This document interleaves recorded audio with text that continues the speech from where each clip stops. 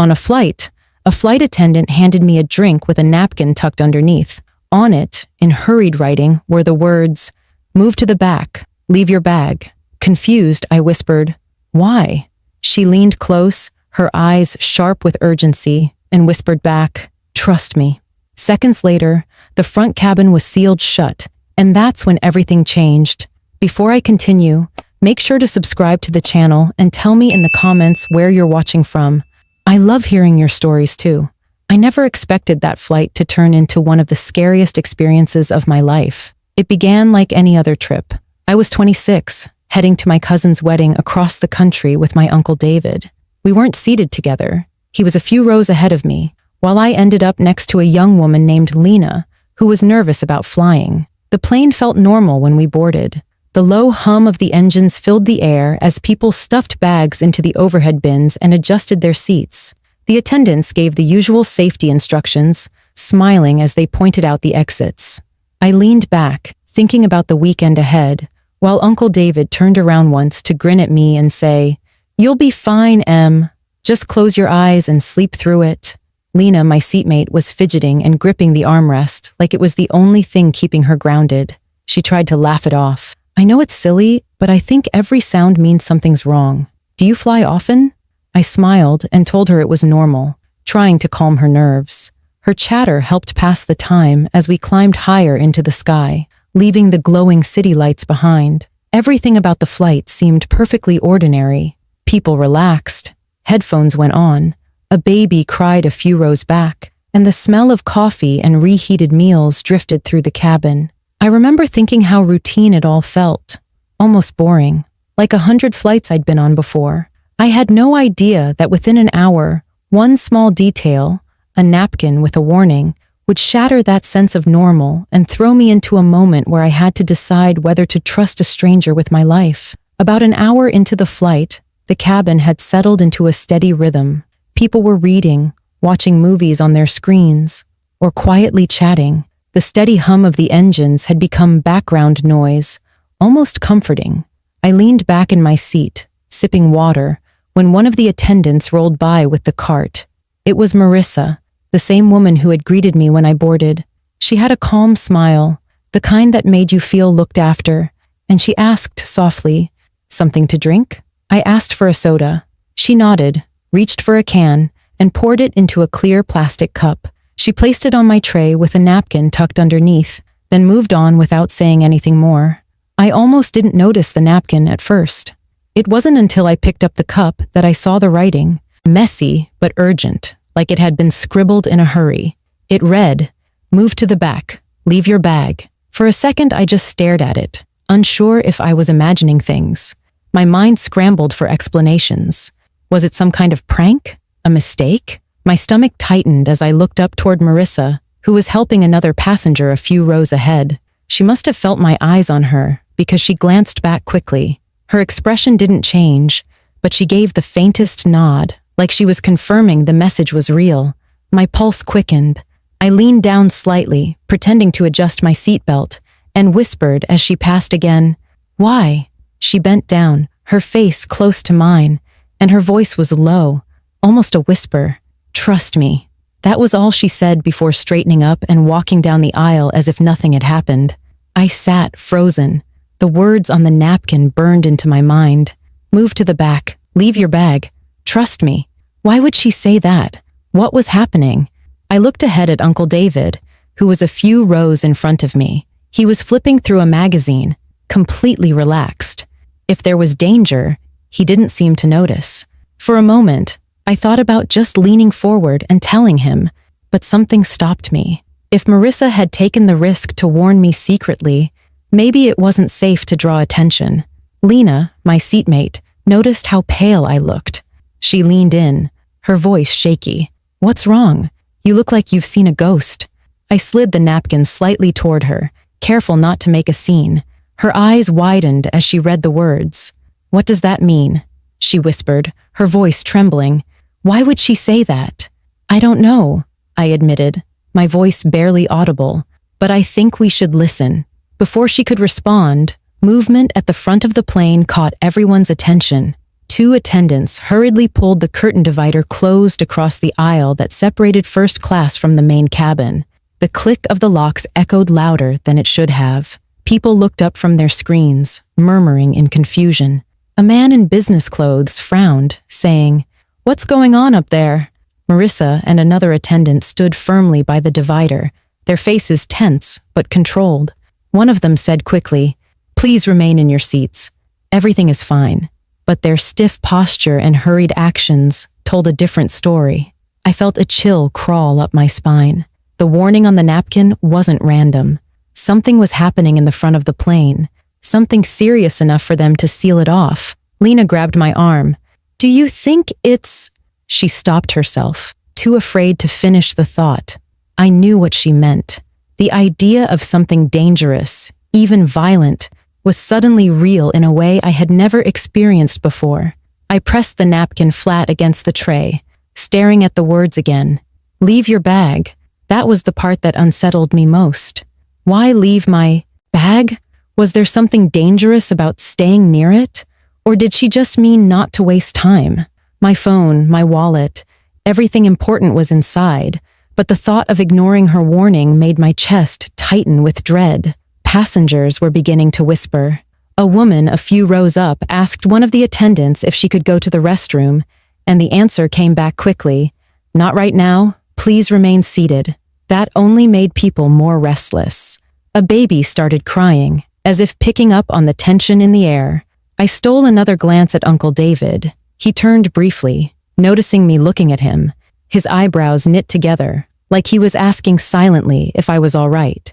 I gave a small shake of my head, hoping he'd understand something was wrong, but he only looked confused. The atmosphere in the cabin shifted. What had been ordinary moments ago was now filled with unease. Every small sound, the click of a seatbelt, the hiss of air from the vents, seemed amplified.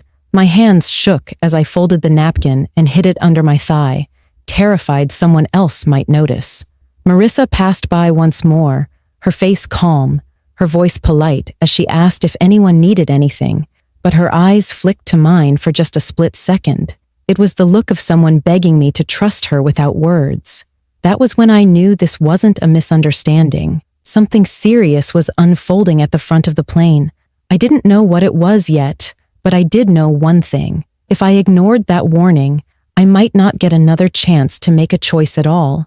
I sat frozen in my seat, staring at the napkin tucked under my tray as if it might somehow explain itself. My chest rose and fell quickly, every breath shallow. I could hear the hum of the engines, the soft chatter of passengers, the faint cry of a baby a few rows back, but all of it faded behind the pounding in my ears. "Move to the back. Leave your bag." The words kept circling in my mind like an alarm I couldn't shut off. Lena leaned closer, whispering urgently, "What are you going to do?" Her eyes darted nervously toward the divider at the front where the attendants had sealed off the cabin. "This feels bad. Something is happening, I can tell." I swallowed hard, my throat dry. Part of me wanted to laugh it off, to pretend Marissa's warning was some strange mistake. Maybe she slipped me the wrong napkin. Maybe she meant it for someone else. But deep down, I knew that wasn't true. She had looked me straight in the eye. She had whispered, "Trust me." The problem was, trusting her meant making a choice that didn't make sense. Leaving my bag behind wasn't small. My phone, my wallet, my ID, everything I needed was inside it. The idea of walking away from it felt impossible. And what about Uncle David? He was sitting just a few rows ahead, calm and unaware. If something dangerous was happening, how could I move without telling him? I unbuckled my seatbelt slowly, the click sounding louder than it should have. My hands shook as I leaned into the aisle and whispered, "Uncle David." He turned slightly, giving me a questioning look. I held up the napkin, folded so only he could see. His eyes narrowed as he mouthed, "What is that?" I wanted to tell him everything, but I froze when I saw Marissa walking back down the aisle. She caught my eye again, her expression firm, almost pleading. A quick shake of her head told me not to share too much. My stomach twisted. She didn't want me to involve him. Or maybe she didn't want me to draw attention. Either way, I sank back into my seat, heart racing. Uncle David frowned, clearly unsettled by my behavior. But he didn't press. He just gave me a small wave as if to say, "Calm down, you're overthinking." But I wasn't overthinking. The energy in the cabin was shifting. I could feel it in the way the attendants moved, quicker, sharper, their voices polite, but clipped. The sealed curtain at the front seemed heavier now, almost threatening, like it was hiding something I wasn't meant to see. Lena whispered again, her voice trembling. "Emily, we should move. Please, I don't like this." Her words tipped the balance inside me. I remembered something my grandfather used to say when I was younger. He'd been a firefighter, and whenever I asked him how he knew when to act, he would say, "When someone shouts move, you don't argue, you move." Doubt is a luxury you can't afford in a storm. The memory hit me like a hand on my shoulder. Maybe this was my storm. I took a deep breath and nodded. "Okay, we're going." Lena's face paled, but she nodded back, clutching her bag tightly. I glanced down at mine, tucked neatly under the seat. My heart ached at the thought of leaving it behind, but I slid it further under with my foot, forcing myself to obey the note. If Marissa said to leave it, there had to be a reason. I leaned down as if stretching my legs, then whispered to Lena, "Follow me. Don't stop." Slowly, I stood. My knees wobbled as I stepped into the aisle. My movements felt exaggerated, like everyone was watching, though most passengers were distracted by their screens. I walked quietly past Uncle David's row. He looked up, confused, his voice low but firm. "Emily? Where are you going?" I shook my head quickly, my voice barely above a whisper. "Please, just stay there." His frown deepened, but before he could respond, Marissa appeared again, stepping into the aisle behind me. She gave a subtle nod, guiding me toward the back. Her presence was the only thing keeping me moving. Lena hurried behind me, clutching the armrests of seats as we passed. I could feel the weight of my uncle's stare burning into my back, but I didn't stop. Each step toward the rear of the plane felt like I was crossing a line I couldn't come back from. When we reached the galley at the back, Marissa motioned for us to sit in the last row. Her voice was calm but firm as she leaned. "Down. Stay here. Don't ask questions. Just stay low." I wanted to demand answers, to ask what was happening, but the look in her eyes silenced me. It wasn't fear I saw. It was urgency, focus, the kind of look someone has when they're doing everything in their power to keep others safe. As I slid into the seat, my pulse racing, I realized the choice had been made. I had left my bag. I had left my uncle, and I had no idea what I was walking into. But deep down, I knew I had done the only thing I could. And then, only moments later, muffled shouting came from the front of the plane, followed by the sound of something heavy slamming into the divider. The passengers gasped, voices rising in alarm. My heart leapt into my throat as I gripped the armrest. I had trusted her. Now all I could do was wait to see what that trust would cost. The muffled shouting from the front cabin cut through the low hum of the engines like a crack of thunder. The divider rattled, and for a moment, it felt like the whole plane held its breath. My pulse raced as I clutched the armrest, every muscle in my body tense. Lena sat stiff beside me, her hands locked tightly together, whispering over and over, "What's happening? What's happening?" Passengers shifted uneasily in their seats, whispering, glancing toward the sealed front. A man in the middle row stood up and demanded, "What's going on up there?" One of the attendants at the divider raised her voice, calm but firm. "Please remain seated. Everything is under control." But the edge in her tone betrayed her words. Nothing felt under control. Then came the unmistakable sound of a struggle. A deep, angry voice shouted from the front, followed by the thud of something hitting the floor. People gasped, some covering their mouths, others twisting in their seats to see what little they could past the divider. My heart slammed against my chest as the reality sank in. This wasn't a drill. Something dangerous was happening on this flight, and I had almost been caught in the middle of it. The plane suddenly felt smaller, tighter. The air seemed heavier, filled with the weight of everyone's fear. The attendants in the main cabin exchanged quick glances, their faces pale but determined. Marissa, who had led me to the back, crouched near me. Her voice was steady but low, meant only for me and Lena. Stay here. Do not move. Do not draw attention. I wanted to ask her what was happening, but the words stuck in my throat. My hands shook as I gripped the seat in front of me, trying to steady myself. I thought about my bag, still under my seat near the front, and panic rose in my chest. Had I left something dangerous behind? Or had I been the target all along? The thought made my stomach twist. The shouting grew louder. The divider shook violently as if someone was slamming against it. A woman nearby began to cry softly, whispering prayers under her breath. The baby, who had been fussing earlier now, wailed uncontrollably, its cries filling the cabin with a raw, human terror. Then, over the intercom, the captain's voice came on. His tone was calm but firm, carrying the weight of authority. Ladies and gentlemen, this is your captain. Please remain seated and keep calm. For your safety, the front cabin has been secured. We will be making an emergency landing shortly. The words emergency landing sent a ripple of panic through the passengers. People spoke louder now, some demanding answers, others frozen in fear. I felt Lena's hand clutch mine, her grip icy cold. "Emily," she whispered, her voice trembling. "What if we don't make it?" I squeezed her hand back, though I wasn't sure who I was trying to comfort more, her or myself. "We will," I whispered. "We have to." Just then, the divider finally swung open for a brief moment as two attendants struggled with a man. He was tall, his face twisted with rage, and his arms flailed as he shouted something I couldn't fully hear over the chaos. But I caught enough. "You don't understand. It has to be done." Gasps filled the cabin as passengers realized the threat was real. The attendants fought to restrain him, one gripping his arms while another shouted for restraints. I saw something glint in his hand before it was knocked away. Small, metallic, but terrifying enough to send my heart plummeting. Uncle David stood from his row, his face pale with shock, his protective instinct overriding everything. "Emily!" he shouted, trying to move toward me, but an attendant held out her arm firmly, blocking him. "Sir, sit down, please!" The scene was chaos, fear and confusion pulsing through the cabin like electricity. But even through the panic, I locked eyes with Marissa. She met my gaze with a steady look, a silent message.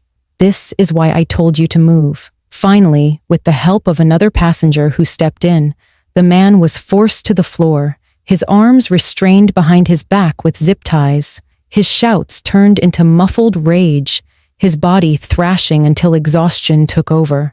The attendants worked quickly, their professionalism unshaken despite the terror around them. The cabin filled with nervous chatter as people tried to make sense of what they had just seen. Some cried quietly, others demanded to know what the man had planned. The attendants gave no details, only repeating, "You are safe now. Please remain calm until we land." As the man lay restrained at the front, breathing heavily, I realized how close I had come to being in that section when everything unfolded. If I hadn't listened to Marissa, if I had brushed off the napkin as nonsense, I would have been trapped in the middle of the struggle. The fear slowly shifted into a wave of gratitude. Gratitude that she had seen me, chosen to warn me, and that I had trusted her even when it didn't make sense. The hum of the engines continued, steady as ever, but to me it sounded different. Now, it sounded like survival. The minutes after the man was restrained felt unreal. The cabin that had once been filled with chatter and calm now buzzed with shock. Some passengers whispered to one another, trying to piece together what had just happened. Others sat frozen, staring blankly at the floor or clutching the hands of their loved ones. The baby who had been crying earlier finally quieted, as if even it could sense the shift in the air. I stayed seated in the back row where Marissa had placed me, my heart still pounding so hard I could feel it in my throat. Lena's hand never left mine, her knuckles white, her eyes still glistening with fear. I could see her chest rising and falling quickly, as if she was trying to breathe away the terror that had settled inside her. Up front, the man lay on the floor restrained, his voice muffled under the hands of two attendants who held him down. Every now and then, he shouted fragments of words, Angry, confusing words that didn't make much sense. But his fight had mostly drained out of him. It didn't matter. The sight of him struggling moments earlier was enough to leave its mark on everyone on that plane. The captain's voice came over the intercom again, steady but serious. "Ladies and gentlemen, thank you for your cooperation. We will be landing shortly under the guidance of air traffic control. Please remain seated until instructed. Your safety is our priority." The words, "your safety," echoed in my head. Just an hour earlier, I had been sipping water and thinking about a wedding. Now I was sitting in the back of a plane, realizing how quickly life can tilt without warning. I glanced forward and saw Uncle David still in his seat. His eyes found mine, filled with fear and something else, guilt. He mouthed, "Are you okay?" I gave a small nod, but it wasn't enough. When the plane finally landed and we were allowed to move, he rushed to the back to reach me. He pulled me into a tight hug, his voice low and rough. "I should have listened. I should have gotten up when you looked at me like that." I shook my head. "You didn't know. None of us did. But the truth was, I hadn't even known if I should listen. If not for Marissa's warning, I might have ignored every instinct and stayed put." That thought alone made me shiver. As the plane touched down and slowed on the runway, everyone stayed quiet. There was no applause like you sometimes hear after a safe landing. Just silence, heavy and tense. The cabin crew gave short instructions, telling us to remain calm until security came aboard. Within minutes, armed officers entered. Their boots thudded down the aisle as they headed for the restrained man. Watching them take him away was surreal. He looked smaller now, weaker, his earlier rage reduced to muttered protests. The sight of him being led out in handcuffs made me feel both relief and sadness. Relief that it was over. Sadness that something so dark had unfolded in a place, meant to carry people safely. When we were finally allowed to leave, passengers moved slowly, still shaken. Some clutched their children. Others wiped tears from their faces. The usual rush to grab bags and hurry off the plane was gone. This time, people walked with quiet gratitude, each step heavier than normal. I lingered at the back, waiting for Lena so we could leave together. Before I stepped off, I turned to Marissa. She looked exhausted, her hair slightly out of place, but her calm expression never wavered. "Thank you," I said softly. My voice cracked a little. "You saved me." She gave a small, tired smile. "I just did my job. You listened, and that made all the difference." Those words stuck with me as I walked off the plane into the bright lights of the terminal. Uncle David stayed close to me, unusually quiet. It wasn't until later, when we sat in the waiting area while security debriefed passengers, that he finally spoke. "You trusted her," he said, "even when it didn't make sense." I didn't, and I'll never forget that. That night, lying in a hotel bed near the airport, I replayed the entire flight in my mind. The napkin, the whisper, the moment I chose to stand and walk away from my bag, even though everything in me wanted to hold on. I realized something important. Sometimes safety isn't about logic or convenience. Sometimes it's about listening when someone who sees the danger says, "Trust me." The lesson I carried with me from that flight was simple but powerful. Danger doesn't always come with warnings you can understand. Sometimes survival depends on acting before you have all the answers. Trusting the right person in a critical moment can change everything. The plane could have ended in chaos. Instead, I walked away with a story that will stay with me forever. And I will never board a flight again without remembering the quiet strength of one attendant who decided to protect me and the choice I made to believe her. If this story kept you hooked, don't forget to subscribe to the channel and drop a comment telling me where you're watching from. I'd love to hear your stories too.